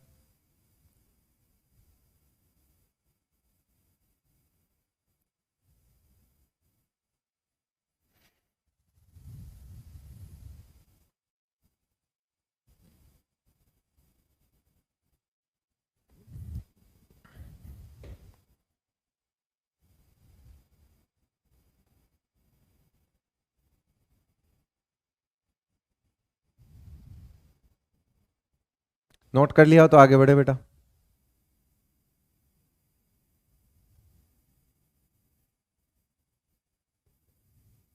चलिए बढ़ते हैं आगे। नेक्स्ट है आपका इंटर हैलोजन कंपाउंड्स का हाइड्रोलाइसिस। इंटर हैलोजन कंपाउंड्स क्या होता है हम लोग पढ़ेंगे। इंटर हैलोजन कंपाउंड्स होते हैं जो कंपाउंड सिर्फ हैलोजन से बने होते हैं, है ना, इंटर हेलोजन, इंटर हेलोजन है ना, इंटर हेलोजन कंपाउंड्स का मतलब होता है formed by two different halogens, जिसमें आपको इस तरह का मिलेगा, एक्स और एक्स डैश वाला मिलेगा। इस पैटर्न में मैं आपको बता देता हूं कि जो एक्स डैश होता है और जो एक्स होता है ये साइज में बड़ा होता है ना। मैं आपको बता देता हूं कि एक्स और एक्स डैश में साइज इसकी बड़ी होती है, और अगर इसकी साइज छोटी है तो फिर एक्स डैश की EN क्या हो जाएगी बेटा, ज्यादा होगी। इधर की तरफ जो एक्स डैश होता है वो छोटी साइज का हेलोजन होता है क्योंकि सराउंडिंग एटम है, सराउंडिंग में छोटा और सेंट्रल में बड़ा लगेगा, ठीक है। और अगर सराउंडिंग में छोटा है तो ऑब्वियसली जो छोटा है उसकी इलेक्ट्रोनेगेटिविटी क्या होती है, ज्यादा होती है। अब जिसकी इलेक्ट्रोनेगेटिविटी ज्यादा होती है, जिसकी इलेक्ट्रोनेगेटिविटी ज्यादा होती है वो क्या खा के बैठेगा, वो पार्शियल नेगेटिव खा के बैठेगा। और जैसे पार्शियल नेगेटिव खा के बैठेगा, जो पार्शियल नेगेटिव खा के बैठेगा उस पर कौन अटैक करेगा, H प्लस विल अटैक, ठीक है। और उसके ऊपर कौन अटैक करेगा, OH माइनस, उसके ऊपर कौन अटैक करेगा, OH माइनस। तो अब आपको इतना समझ आ गया कि एक्स एक्स डैश में से एक्स डैश पर H प्लस को अटैक करवाना है, ठीक है। जितने एक्स प्लस, ये देखो यहां पर मैं साफ साफ लिख रहा हूं, एक काम करता हूं एच एक्स डैश तो लिख ही देता हूं, जितने एक्स डैश हो उतना एच एक्स बना दीजिए। 3 है तो आप 3H एक्स डैश बना लीजिए, 5 है तो आप 5H एक्स डैश बना लीजिए, 5H एक्स डैश बना लीजिए, 7 है तो आप 7H एक्स डैश बना लीजिए। लो, और जो भी स्टेट है, जो भी स्टेट है, ये +1 है, ये +3 है, ये +5 है, ये +7 है, राइट। ये इनकी ऑक्सीडेशन स्टेट्स हो गई।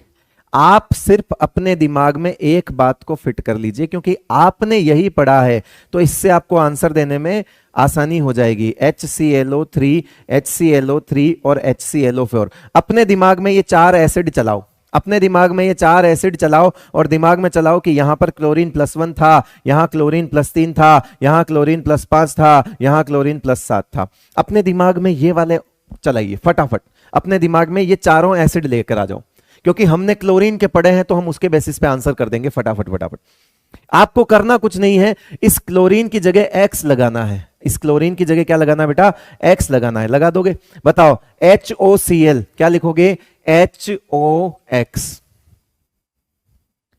ठीक है, पहला वाला हो गया। HOCl2 क्या लिखोगे, HOX2, यही लिखोगे।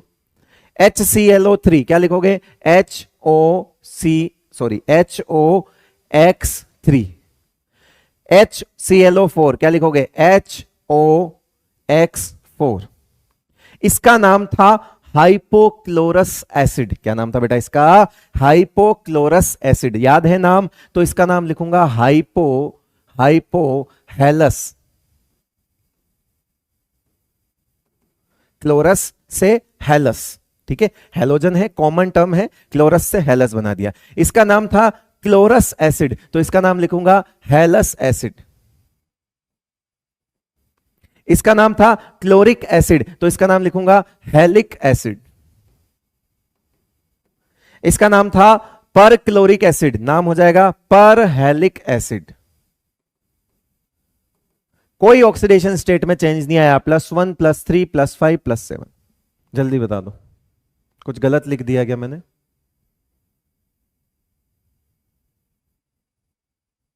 अच्छा, ओके ओके ओके ओके, ये तो बहुत बड़ी HClO2 होगा ना वो, हाँ हाँ ठीक है, HClO2।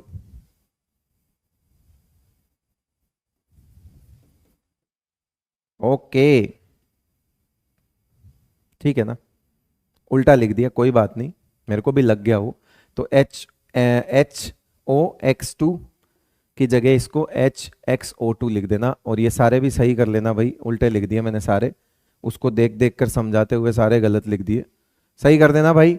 X और O उल्टे सुल्टे हो गए भाई, गलती हो गई भाई, ठीक कर देना इसको, ठीक है। हाँ HClO2 है तो यहाँ आएगा HXO2 आएगा बेटा, ये HXO3 आएगा और ये HXO4 आएगा, है ना। मतलब दिख वहां रहा था, लिख कुछ और रहा था, सॉरी, सही कर देना उसको। हाँ हाँ सही है, सही है, सही है, सही कर दिया, सही कर दिया बेटा, कर दिया, ठीक है, कोई दिक्कत वाली बात नहीं, कर दिया भाई, कर दिया। और वाकई में बहुत ही मतलब अजीब सी मिस्टेक थी यार, उम्मीद नहीं थी मुझे, दिमाग कहीं और चल रहा है बेटा आज वैसे देखा जाए तो। चलो खैर कोई बात नहीं, कर दिया सही, और समय रहते देख भी लिया, वो ज्यादा जरूरी था। थैंक यू जिसने भी बताया उसको।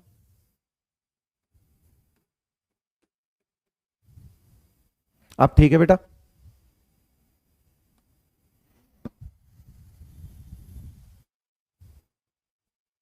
साइड में हो गए, चलिए बेटा साइड में हो गए।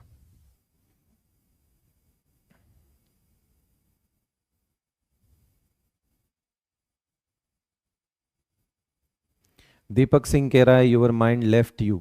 हाँ वो तो ठीक है, सही बात है, मेरी तो आत्मा भी हरिद्वार में छोड़ के आया हूं मैं, मन तो वही है, तन से पढ़ा रहा हूं।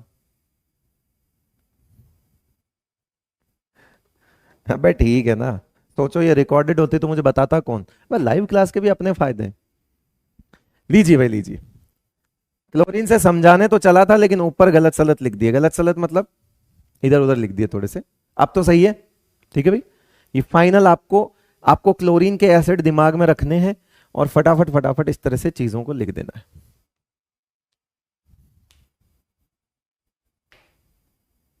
सृष्टि कह रही है क्या हुआ हरिद्वार में, नहीं बताऊंगा, बताने वाली बात नहीं है बेटा। बारिश हुई थी बहुत तेज,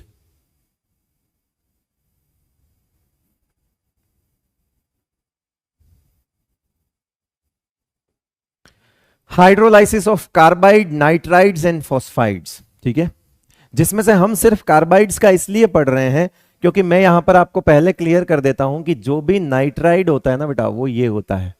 तो इसका जब भी हाइड्रोलाइसिस होता है इनमें हमेशा गैस पूछी जाती है, क्या पूछी जाती है, गैस, गैस पूछी जाती है, ये देखो गैस पूछी जाती है।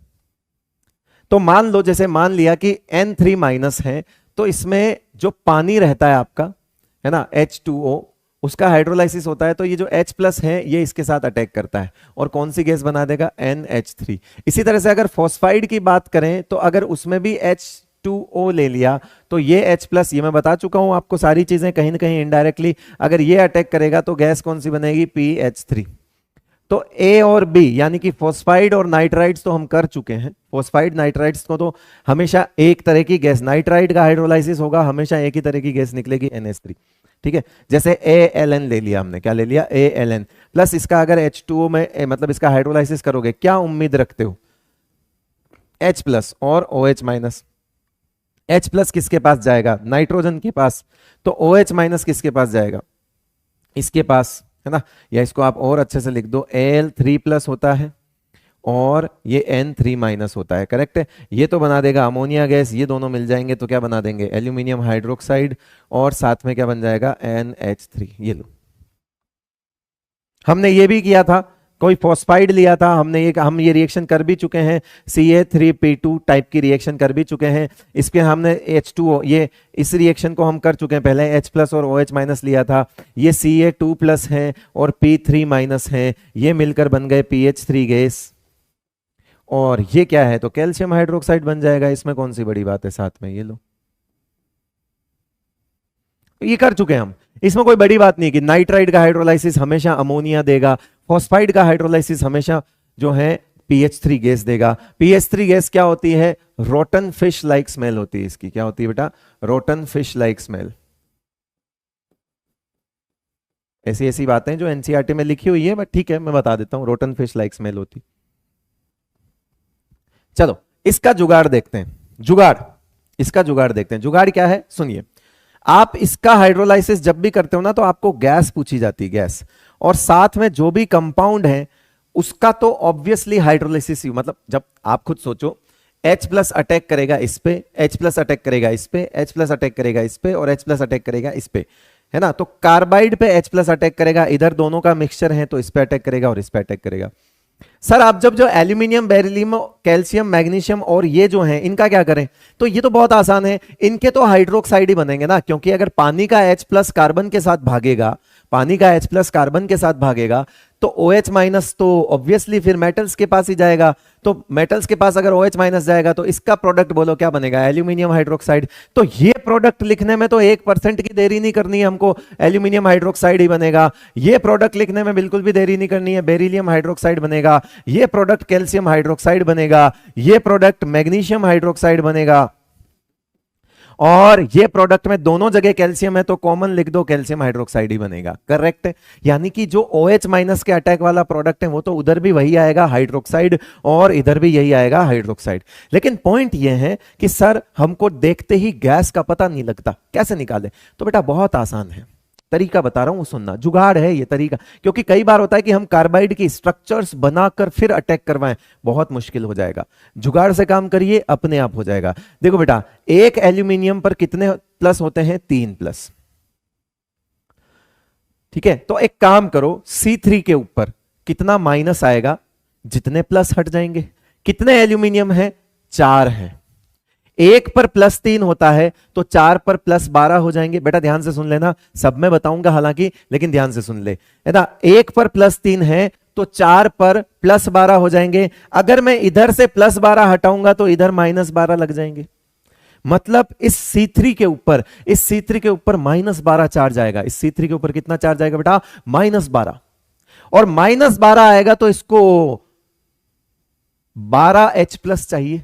अगर -12 है तो इसको 12H+ खिला दूं क्या, अगर 12H+ खिला दूंगा तो ये बन जाएगा C3H12। क्या बन जाएगा बेटा, साथ में क्या बन जाएगा, C3H12। क्या मैं इसको CH4 लिख सकता हूं, यानी कि ये जो गैस देगा ये मीथेन देगा। क्या देगा बेटा, मीथेन। आपसे पूछा जाएगा वो वाला कार्बाइड कौन सी गैस देगा, मीथेन देगा। सीधा जुगाड़।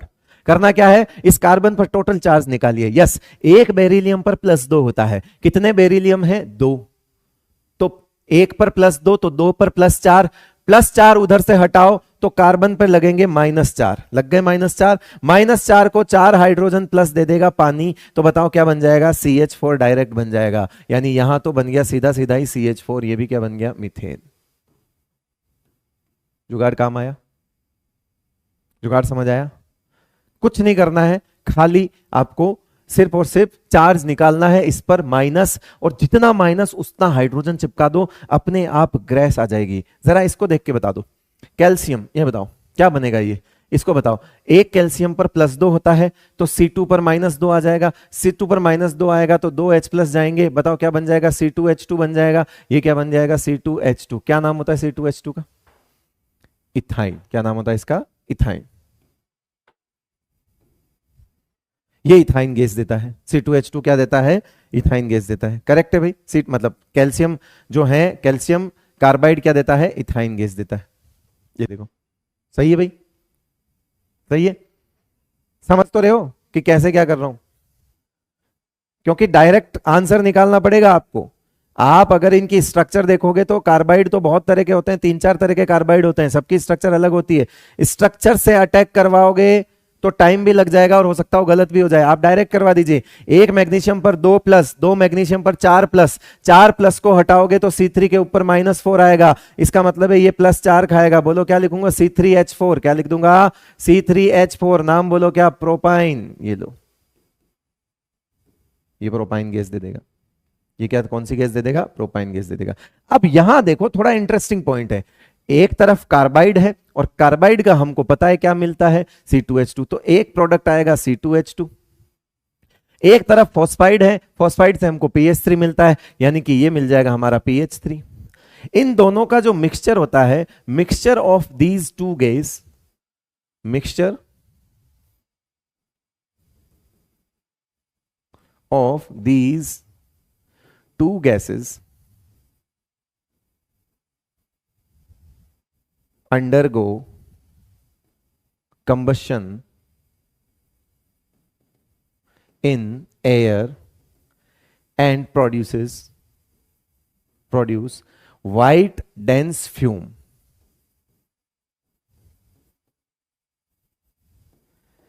which can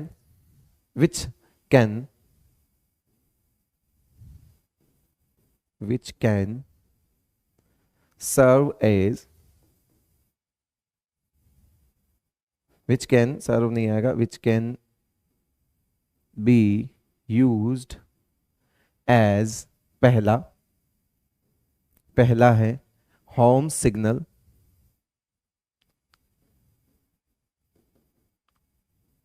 और दूसरा है वॉरफेयर स्मोक स्क्रीन। ये दोनों गैसेस अगर हवा में जाती हैं तो जलना शुरू कर देती है। जब हवा में ये जलना शुरू करती है तो बेसिकली ये गैस जब निकलेगी तो व्हाइट डेंस फ्यूम के साथ ही निकलेगी। ऐसा नहीं कि पहले हवा में जाएगी फिर जलेगी, ऐसा कुछ नहीं है। जब ये हवा में रिलीज होगी तो जलते हुई होगी और व्हाइट डेंस फ्यूम रिलीज करेगी। बहुत ज्यादा डेंस व्हाइट फ्यूम्स होते हैं, बहुत दूर से दिख जाते हैं। तो अगर इनको थोड़ा सा जलाओगे, सपोज सी रूट में मान लीजिए, है ना, समुद्र में कई बार जो है वो नेविगेशन फेल हो जाता है और समुद्र में रास्ता भटक जाते हैं।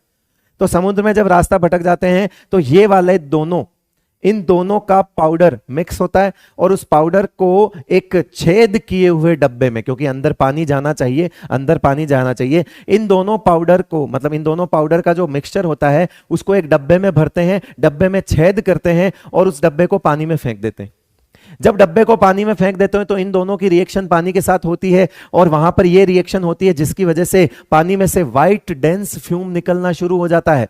और जब व्हाइट डेंस फ्यूम निकलना शुरू हो जाता है तो वो एक सिग्नल की तरह वर्क करता है, जिसको बोलते हैं होम सिग्नल। क्या बोलते हैं जिसको? Home signal. तो सी रूट वगैरह में सिग्नल का काम किया जाता है जब थोड़ा सा जलाया जाता है, जब थोड़ा सा जलाया जाता है तो सिग्नल का काम करता है।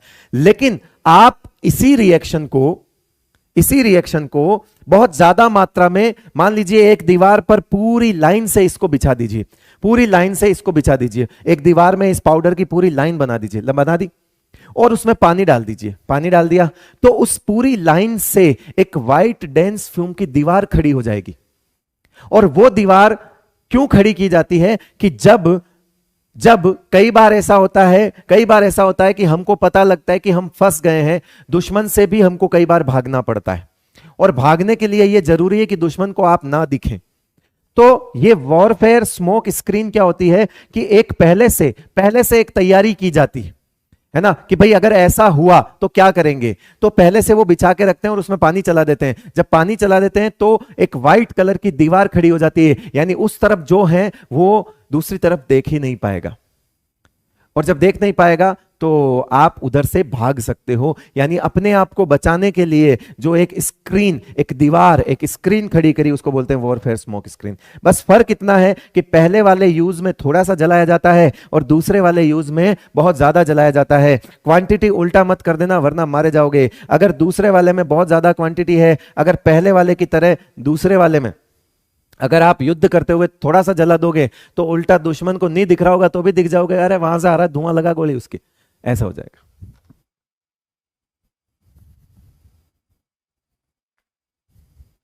तो ये एनसीईआरटी के सॉल्व्ड एग्जाम्पल में दी हुई चीज है, यूसेस और एप्लीकेशन में दी हुई चीज है कि mixture of ethyne and PH three. Basically आपको ऑप्शन के अकॉर्डिंग देखना पड़ेगा, हो सकता हो ऑप्शन में इन दोनों का मिक्सचर दिया हुआ हो तो फिर ऑप्शन में ये दोनों नहीं होंगे, क्योंकि कंपाउंड, स्टार्टिंग कंपाउंड तो वही है, वो ही जाकर ये दो गैस देंगे और ये दो गैस व्हाइट डेंस फ्यूम देगी।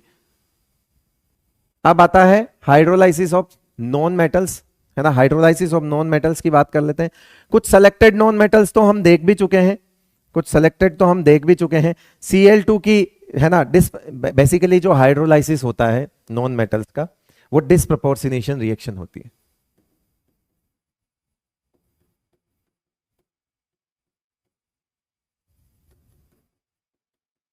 है ना, जो कि इंक्रीज हो जाती है इन बेसिक मीडियम। तो आपको पता ही होगा कि हम पढ़ चुके हैं एसिड को बेस पसंद है, ये चीज हम पहले से पढ़ चुके हैं। तो Cl2 की रिएक्शन हमने देखी,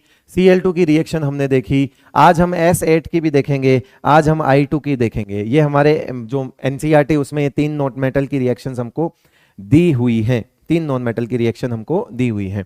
तो मान लीजिए हमने यहां पर ले लिया NaOH, एक्वस तो होता ही है ये बेसिकली, चाहो तो आप अलग से लिख लो, H2O लिख लो, कोई दिक्कत नहीं है, ये डाइल्यूट है। प्रोडक्ट क्या बनेगा? NaCl plus NaOCl, NaCl plus NaOCl, है ना, NaCl प्लस NaOCl बनेगा। फिर एसिड की रिएक्शन भी अगर हमने करवा ली किसके साथ, NaOH के साथ, और साथ में क्या, H2O, यानी हाइड्रोलाइसिस इन बेसिक मीडियम। हाइड्रोलाइसिस होगा, डिस्प्रोपोर्शनेशन रिएक्शन होगी। जब इसकी डिस्प्रोपोर्शनेशन रिएक्शन होगी तो ये भी माइनस में जाएगा, तो प्रोडक्ट बनेगा H2S, है ना, क्या बनेगा, H2S बनेगा। और साथ में क्या बनेगा, साथ में क्या बनेगा आपका, साथ में बनेगा Na2S2O3, जिसका नाम होता है हाइपो, है ना, जिसका नाम क्या होता है बेटा, हाइपो। नाम क्या होगा इसका, S2O3। देखो बेटा, H2S2O3 जो होता है ना, H2S2O3 रह गया होगा, बता देता हूं। H2S2O3 होता है S double bond S double bond O OH OH, ये होता है H2S2O3। इसको बोलते हैं इसको क्या बोलते हैं, हाँ, थायोसल्फ्यूरिक एसिड। क्या नाम होता है इसका, थायोसल्फ्यूरिक एसिड।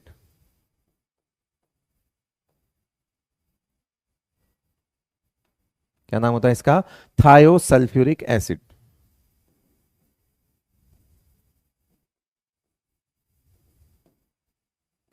तो ये बना हुआ है थायोसल्फेट आयन से, तो नाम हो जाएगा इसका क्या, सोडियम। क्या नाम हो जाएगा बेटा इसका, सोडियम थायोसल्फेट।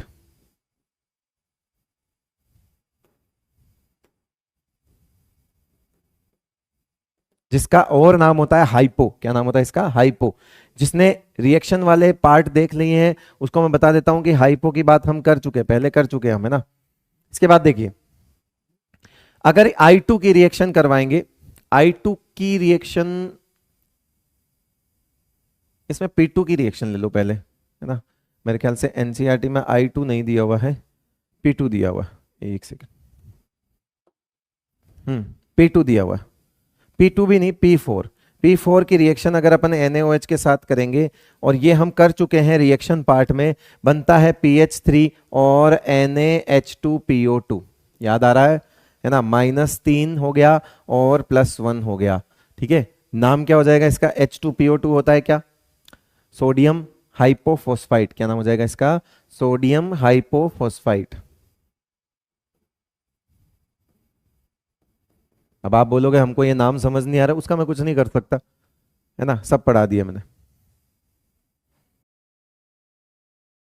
तो ये आपका पी ब्लॉक जो है वो कंप्लीट है बेटा, ठीक है। और इसके बाद अब आपको एक वीडियो और मिलेगा जो कि क्वेश्चन प्रैक्टिस का होगा, और मैंने जैसा कहा था कि क्वेश्चन प्रैक्टिस 11th और 12th दोनों मिला के मैं करवा दूंगा, तो वो आपको 11 12 दोनों को मिला के क्वेश्चन मिलेंगे, ठीक है। तो कोई दिक्कत वाली बात नहीं है, आप क्वेश्चंस कर लेना आराम से। और क्वेश्चंस करने के लिए मैं ये बोलूंगा कि आप एक साथ पहले चैप्टर मत देख, पूरा वीडियो देखने की आपको जरूरत नहीं है, आप डायरेक्ट क्वेश्चंस की PDF देखकर आंसर लगाने की कोशिश करें। चलिए, बहुत बहुत शुक्रिया आपका, थैंक यू सो मच।